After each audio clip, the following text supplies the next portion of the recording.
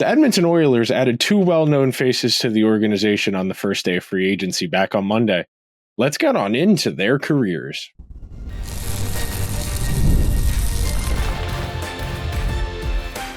You are Locked On Oilers, your daily podcast on the Edmonton Oilers, part of the Locked On Podcast Network, your team every day.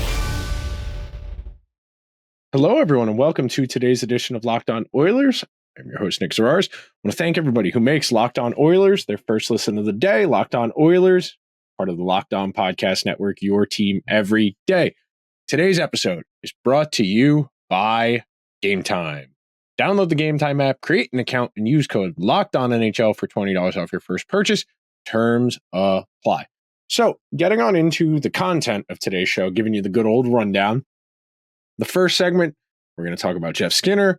Second segment, we're going to talk about Viktor Arvidsson. And then the third segment, we're going to talk about what the Oilers free agent business says about where the franchise is at, some big picture ideas about the landscape of the league, how the Oilers fit in, and a whole lot more. So getting on into it, I am sure if you are the type of person who is listening to a Locked On Oilers podcast, you know the gist. You know the name Jeff Skinner. You've seen the picture of him holding the Jeff Skinner Hurricanes jersey with Taylor Swift. You're familiar with Between Two Stalls. You know that he did figure skating as a kid. You know that he's one of the more well-known and interesting personalities within the league. He's also a pretty good hockey player, and it's hard to separate the player from the contract in the NHL because there isn't a ton of money in the system. And objectively, Skinner's last contract was not good. The Sabres overpaid based on the idea that they needed to get their team some credibility, that Jack Eichel needed another star to play with. And Skinner had a decent track record. You know, he had a couple 30-goal seasons. He'd won the Calder as Rookie of the Year when he debuted back in Carolina. And he had a solid track record of being a pretty good goal scorer with a decent skating ability that would be able to maybe ride shotgun with a superstar. And ultimately, it didn't work out for him the way it wanted for either party. You know, Buffalo hasn't made the playoffs since George Bush was president. And we're sitting here now. Jeff Skinner's a buyout. And that puts him in a position very reminiscent to where Matt Duchene was last year, where the Predators bought out Matt Duchene. He went to Dallas. He took a contract that was less than half of what he was making on the deal that was bought out. And it gave him an opportunity to reset. It let him go to another team where he was going to have a different role.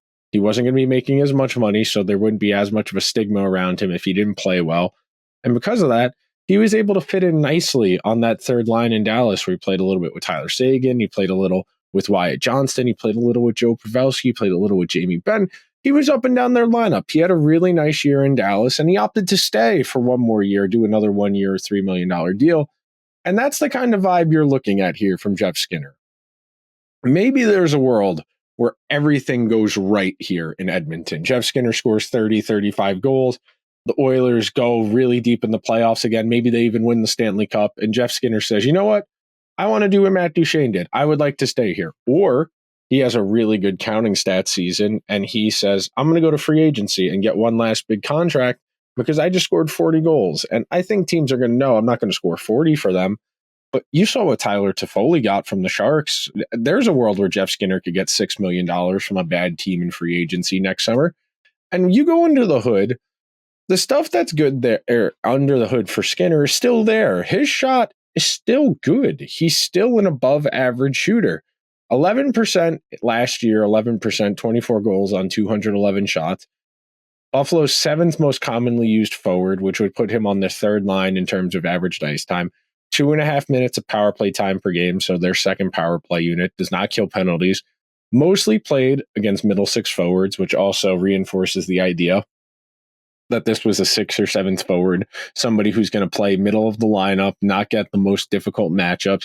And that bears out. Puck IQ had him at about 34% for a middle six team, middle six opposition, about 32% for elite competition, then about 28% for gritty competition.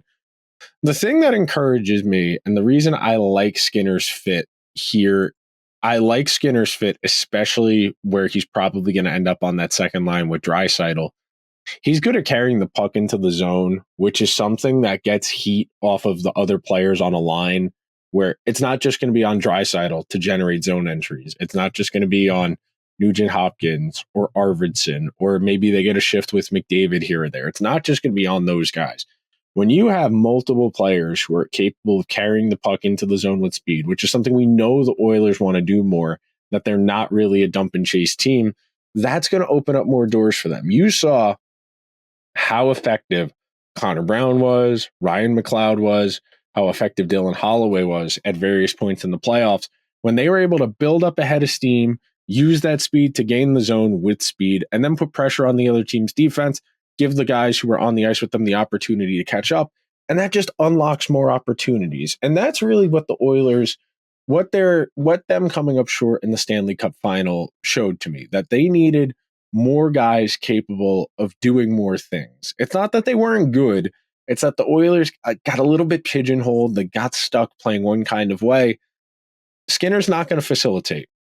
He's going to ride shotgun with a guy who's had 50 goals a couple times in Draisaitl.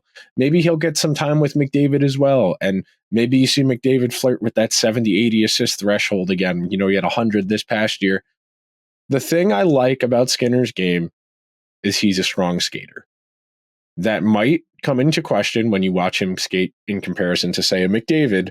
But to the average human, Jeff Skinner is in the top 1% of skaters. He's good at carrying the puck into the zone. The problem with Skinner, and we all know this, he's not playing any defense and he's not forechecking. Jeff Skinner is not playing dump and chase hockey on a Tuesday in Ottawa when the Senators are trying to wean out a 3-2 game. He's not doing that. I like Skinner's game. He is pretty one-dimensional, so that's something to keep in mind, especially if you get to a point in the season where it's not working. So maybe you want to say he's going to play on your third line and you're going to bump Holloway up there. Maybe you're going to bump Ryan McLeod there and move him from center to wing. Maybe you're going to play Adam Henrique there and move Skinner down, and you're going to look to put him with maybe a McLeod or with Henrique and try and get some more speed in your bottom six. There's a world where the Oilers could do that as well. But this is the type of gamble good teams make. You're going to have to buy guys that are depreciated assets or guys who haven't done it in a while, because those are the guys who would be willing to take less money if they get a chance to win. You got to remember, Jeff Skinner's never even played in a playoff game in the NHL, and he's been in the league a long time. With that in mind, that tells you the Oilers have cachet. Amongst the players in the league, they recognize that if they want a chance to win the Stanley Cup, this is a good landing spot for them, and you got to consider that was part of the reason Jeff Skinner chose Edmonton. I mean, it was reported on Tuesday by a few different people that Jeff Skinner had met with the Leafs, but ultimately he chose to go to Edmonton based on the premise that he would get an opportunity to play with McDavid and Draisaitl as opposed to playing with Matthews and Marner. That tells you people think the Oilers are further along than the Leafs. That's not a shock. You look at that Leafs defense and their goaltending situation, that team is going to be very, very flimsy and very, very, very volatile. So Skinner, an upside gamble, somebody who's probably not in the cards beyond one season, but if he gives you 30 goals in the regular season because he got the mooch ice time with one of the best players in the world, no one's going to complain. If Skinner goes out to market next year and gets a 4x5 from the Blackhawks or the Sharks or the Ducks, nobody's going to begrudge him. He deserves it. The Oilers are in the business of giving guys chances because it's how they're going to get excess value. You saw them do it with Connor Brown. You saw them do it with Corey Perry. You saw them do it with Evander Kane. Some of those guys are depreciated assets because of their morals and who they are as people. And in Jeff Skinner's case, it's because he was overpaid on his last contract. But at $3 million, it's hard to imagine the Oilers really getting burned this upcoming season by Jeff Skinner being on the team. So that'll do it for our first segment. We are going to talk about Viktor Arvidsson coming up next. So be sure to stick around to this edition of Locked On Oilers. It is summer. It is hot. If you are watching on YouTube, you can probably see the film of sweat building on my forehead. That means concerts. That means baseball. You're watching this episode on Wednesday. Tomorrow, American 4th of July, I will be at Yankees Reds, and I got my tickets from our friends over at Gametime, the only app I use to buy tickets to go to Major League Baseball games, featuring some of the best tools in the ticketing industry. Things like zone deals, where you choose a section and let Gametime choose the seats. All-in pricing, where they show you the total up front with no surprise fees at checkout. My personal favorite, the seat view, where you get a panoramic view from your seat in the app before you buy. If you're going to a baseball game, you would like to be able to see the field of play. You probably want a decent view of home plate so you can call balls and strikes. You want to get a good look at the tickets before you buy them. The lowest price guarantee, or Gametime will credit you 110% of the difference. Gametime ticket coverage. Your purchase is covered with the most flexible customer service policy in the ticketing industry. So take the guesswork out of buying Major League Baseball tickets with Gametime. Download Gametime, create an account, and use code LOCKEDON for $20 off your first purchase. Terms apply. Again, create an account and redeem code LOCKEDON NHL for $20 off. Download Gametime today. Last minute tickets, lowest price, guaranteed. I want to thank everybody who's listening to this Wednesday edition of Locked On Oilers, where we're walking you through the early stages of the NHL offseason. There's a whole lot to get to. We have an entire summer to break down the lay of the land, where the Oilers are, but I was very excited by the Skinner edition and the Arvidsson edition, so I wanted to make an entire episode dedicated to just those two guys. But I want to thank everybody who's making Locked On Oilers a part of their day, whether it's first thing in the morning, on the way to work, on the way to school, if school is still even going on. I don't know, maybe you're in summer school, maybe you're taking college classes, who knows? Either way, thank you for making Locked On Oilers a part of your routine. Arvidsson's an interesting case. I saw Arvidsson linked to quite a few teams in free agency because he's got an interesting skill set. He's a little bit undersized, but he plays bigger than he is. But the caveat, and we just talked about it with Skinner, that he was coming off of a bad contract, so he was going to have to take a lot less money than he was previously making. The defect with Arvidsson is that he's coming off a serious back injury. He only played 18 regular season games last year for the LA Kings and had good numbers in the games he did play. But it is worth pointing out that coming off of a major back injury that forced him to miss a good chunk of the season at age 30, that definitely raises some concerns about his viability, considering the Oilers gave him a 2-year deal worth $4 million. The counterpoint to that is Arvidsson's skill set should be okay, even if he's a little bit less mobile. And that might sound counterintuitive because he's an energy guy. He's a relatively strong skater. And he's got a toolbox that's vaguely reminiscent of Zach Hyman, where Hyman's not the biggest guy in the world, but he can get to the net front. And Arvidsson's kind of the same deal. You know, you may remember him in Nashville when Nashville was having their nice run there where they made a cup final and then they lost to the Jets in the second round the following year. They won the President's Trophy in there, where Arvidsson would jump at the net front and he would be in the air as the shot from the point was coming in on the power play to really give a hard screen on the goalie and make it hard for the netminder to read the puck.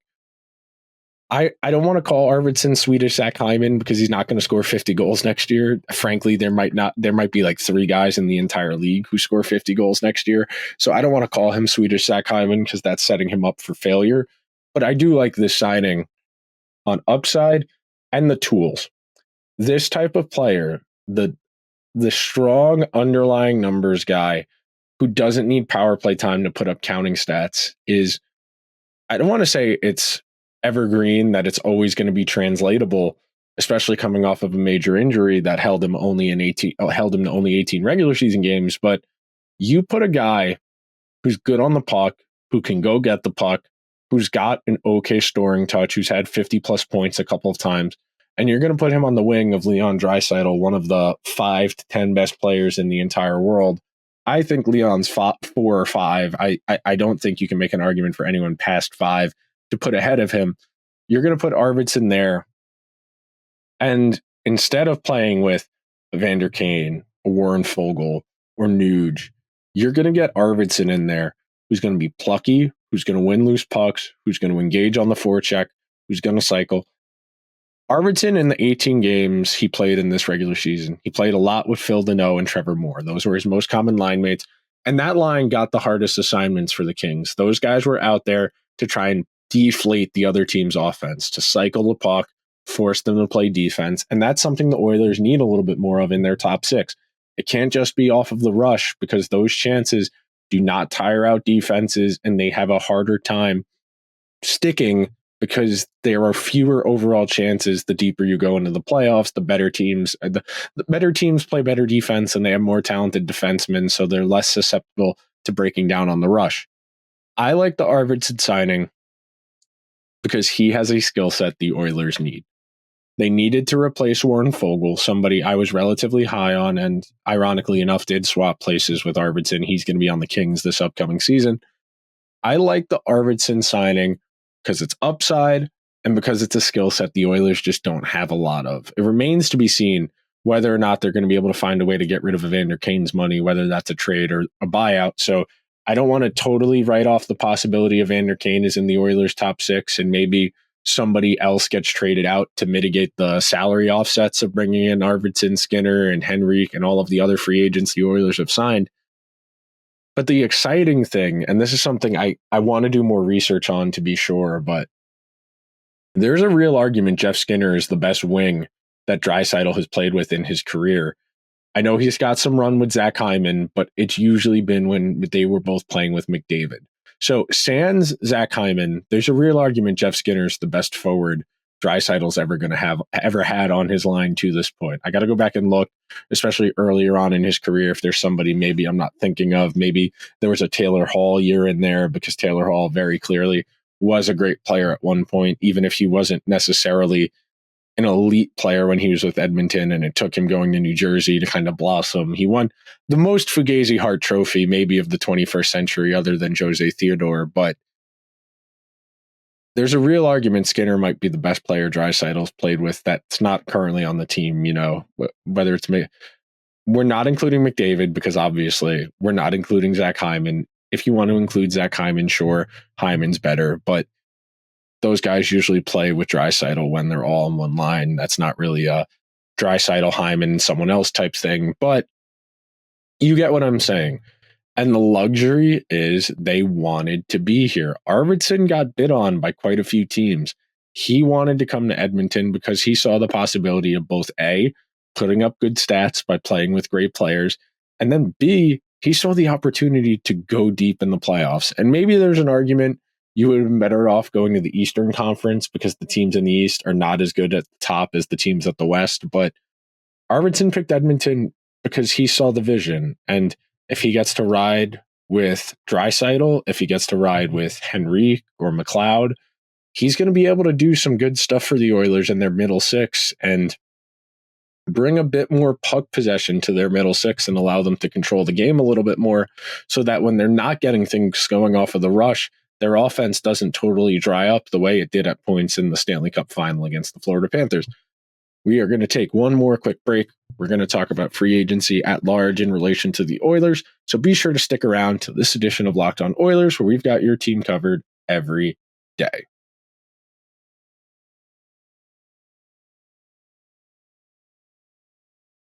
I want to thank everybody listening to this edition of Locked On Oilers. Yes, there will be an episode tomorrow, even though it's a holiday down here in the States. I will definitely have you guys covered for both Thursday and Friday. There will be Oilers content. Don't you worry. It might be more breakdowns. It might be Henrique and Connor Brown and that tier of player, or it might be something else. I haven't decided entirely yet, but we might start there just to really give you the full picture, because that's what you should be excited about. The Oilers are going to go into next year with one of the best forward groups in the entire league, if not the best forward group in the entire league. Their defense does leave something to be desired. We're going to see if they try and move on from Cody Ceci. That was rumored to be a possibility over the weekend at the draft. It's part of the reason they signed 2 right-handed defensemen in free agency in Troy Stetcher and Justin Brown, I think is his first name, Brown, who may or may not be the worst player in the entire NHL, but they signed 2 right-handed defensemen, so that leads me to believe they might think they can move Ceci, and then those 2 guys will be in competition for one of those spots. That said, the Oilers are I'm not going to call them a premier free agent destination, but they're one of the better candidates. You saw Jake Gensel sign in Florida. You saw Reinhart stay in Florida. You saw Stamkos, Shea, and Marchessault all go to Nashville. You saw Chandler Stevenson go to Seattle. You saw a lot of money get thrown around on Monday. You saw Jake DeBrusk go to Vancouver. You saw Oliver Ekman-Larsson go to Toronto, Elias Lindholm to Boston. You saw a lot of transactions and a lot of teams throwing around a lot of money on Monday. And the thing that's most encouraging to me about the Oilers' approach to free agency is they didn't go long with anyone. Yeah, Janmark got 3 years, but he's not making enough money where it would be cost prohibitive to just send him down to Bakersfield and eat the $500,000 difference between NHL and AHL salary. That's encouraging. The Oilers did not go long on anybody, and they can't really go long on anybody. They are in a position now because of the pending contracts they need to take care of, Draisaitl and Bouchard, then McDavid. And lest you forget, I know Dylan Holloway and Philip Broberg are not on the McDavid, Draisaitl, Bouchard tier of extension priority, but they do need to take care of their restricted free agents because those guys being cost controlled and cheap going into the future is gonna be what enables them to keep McDavid and Draisaitl and Bouchard and Hyman. And if you want to prolong this window of contention, and as long as you have McDavid and Draisaitl, you're always going to be one of the 5 or 6 best teams in the West. It's a matter of getting the supporting cast down right. As long as you have those two guys, you're going to be in the mix. If the Oilers team is as good as it is on paper as it is in reality, they're going to have real opportunities this year to be in the conversation to maybe win a President's Trophy, maybe be first seed in the West, because Dallas's defense, which was a strong suit for them last year, it got worse. Colorado is as top heavy as it gets. They only have, I think, 8 or 9 skaters under contract right now. They don't know if Val Nichushkin is going to be in the mix or not. Nashville did load up. They did add 3 marquee players in Shea, Stamkos, and Marcia. So not better than the Oilers' best 3 guys. You could talk about the Kings. They got out of the Dubois contract, but they still haven't really addressed the goaltending situation. They replaced Matt Roy with Joel Edmondson. I'm not really worried about the LA Kings. I'm not worried about the Flames. I'm not worried about the Kraken. Maybe the Canucks. We could have a conversation about them. They added DeBrusk, but they did bring back Tyler Myers, who I don't see it. They signed Vinny Desharnais away from the Oilers. He's big. Oiler fans will get a real smile on their faces the first time McDavid skates into the offensive zone with speed, looks up and realizes it's Desharnais in front of him because he's going to go around him and leave him in the dust. But there's a strong argument the Oilers are still the best team in the Western Conference after free agency. They didn't lose anybody of real importance yet. They may or may not end up having to move some stuff around, but they were able to retain Adam Henrique. They were able to retain Connor Brown and Janmark, so they kept the key pillars of their penalty kill together. They brought back Arvidsson. They brought in Arvidsson. They brought in Jeff Skinner. So not only did they maintain a quality bottom 6, they brought in 2 guys in Skinner and Arvidsson who have real top 6 upside, who might be able to make something really creative happen where the Oilers are going to have a lot of lineup flexibility. This is not, 4 years ago, 5 years ago, where Zach Kassian's going to be playing on Connor McDavid's wing. Connor McDavid, the worst wing he might play with this season is Viktor Arvidsson, or if they want to give Dylan Holloway some run up there. That is a lot better than where the Oilers have been in previous iterations and configurations of their team. They are not infallible. Their goaltending and their defense are massive question marks year to year because their players are so volatile. But on paper, this is probably the best forward group the Oilers have had in the McDavid-Draisaitl era. And some of that is just not saying a lot because the Oilers haven't had that great of teams around those 2 great players. But they went to the Stanley Cup final last year and were 2 goals away from winning the Stanley Cup. The forward group got better. The defense may or may not be better. It depends. Their goaltending may or may not be better. It depends. I like a lot of what the Oilers did in free agency because it's banked in flexibility going forward and upside. Arvidsson, if he puts up 60 points next year and then, 45 to 50 in the second year of that contract, you do it every time. Skinner, he gives you 25 to 30 goals for $3 million, and then he throws in another 15, 20 assists. You do that every time. The Oilers have, I don't want to say they've entirely understood the market inefficiencies of previous regimes, where they just threw a bunch of money at people, whether it was Jack Campbell, whether it was Milan Lucic. They at least understand that flexibility matters, and they put themselves in a position where they're going to be able to make Bouchard and Draisaitl work next summer. They're going to be able to make McDavid work from 2 years from now. And then it's simply just about making the right permutation of the team, because the Oilers, they're in that tier now. They've made the playoffs a couple times. They've made a cup final. They're where Florida was going into this year. They're where Tampa Bay was in 2020, right before they won the Stanley Cup. They're where the Blues were, where they had been to they'd been to one conference final, been to the playoffs a couple times. They're right there where Penguins were, right there where the Blackhawks were, where you keep making the playoffs over and over and over and over again. You have a better chance of one of the permutations of your team around your star players being the one that's finally capable of breaking through. There is no guarantee it will ultimately break through, but the more chances you give your best players and your organization at large, that's your goal as a general manager. As many realistic chances as one of the 4 or 5 best teams in the league, and say, all we got to do is get there, and we're going to have as good a chance as anybody. That's your goal. But that will just about do it for today's edition of Locked On Oilers. So if you could be so kind, if you're listening on audio, please subscribe to the podcast. If you are listening to the audio on Spotify or Apple Podcasts, could you please be so kind? Scroll down. If you're on Apple Podcasts, past the last few episodes, hit 5 stars, leave a written review. If you're on Spotify, please, it's right there next to the follow button. Leave the show a 5-star review. If you are watching over on YouTube, hit the subscribe button, hit the alarm bell, leave me a comment.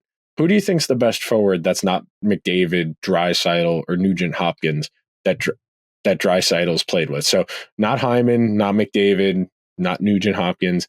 I don't even know if he played with Taylor Hall. I have to go and look. I didn't do enough research. Bad job out of me. But you think there's Jeff Skinner's the best player, the best non of the guys I just listed, Draisaitl's played with, and they only got him for $3 million? That's pretty good. I will talk to you guys tomorrow. Until then, let's go Oilers.